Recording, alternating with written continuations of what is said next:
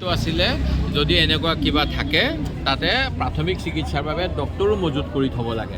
আমাৰ এজন কংগ্ৰেছ কৰ্মীক যাতে গোটেই অসমৰ কংগ্ৰেছ কৰ্মীবিলাকে ভয় খায়, ভৱিষ্যতে যাতে তেওঁলোকে এনেকুৱা প্ৰতিবাদ কৰিবলৈ আগবাঢ়ি নাহে, তাৰ বাবে উদ্দেশ্যপ্ৰণোদিতভাৱে তেওঁক হত্যা কৰা হ'ল বুলিয়ে মই অভিহিত কৰিব বিচাৰোঁ। কাৰণ ইমান মানুহ হ'ব, লাঠিচাৰ্জ হ'ব, টিয়াৰ গেছ হ'ব, পুলিচৰ এটা দায়িত্ব আছিলে যে যদি কাৰোবাৰ আঘাতপ্ৰাপ্ত হয়, আনকি সাংবাদিকৰে আজি তাত টনাজোৰা হৈছে বুলি মই গম পাইছোঁ, তেতিয়াহ'লে তেওঁলোকে প্ৰাথমিকভাৱে তেওঁলোকক চিকিৎসা দিব পৰাকৈ এখন এম্বুলেঞ্চ কিয় তাত ৰখা নাছিল?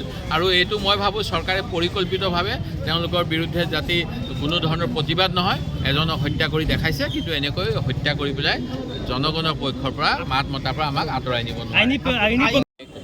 গোটেইখিনি কথা, কিন্তু আমি এইটো ইণ্টেনশ্যনেলি তেওঁক হত্যা কৰা হ'ল বুলিয়ে মই অভিহিত কৰিছোঁ।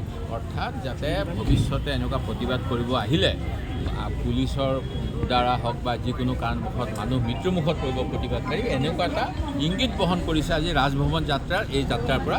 এইটো দুৰ্ভাগ্যজনক। ইয়াৰ আমি তদন্ত দাবী কৰিম আৰু এতিয়া পষ্টমৰ্টেম দাবী কৰিছোঁ আৰু দুখীয়া শাস্তি পাব লাগিব আৰু গণতন্ত্ৰত প্ৰতিবাদকাৰীক যেনেকৈ ধৰণে ৰখাব বিচৰা যিটো ভাবুকি ব্যৱস্থা, ইয়াৰ বিৰুদ্ধে আমি আৰু জোৰদাৰ সংগ্ৰাম কৰিম।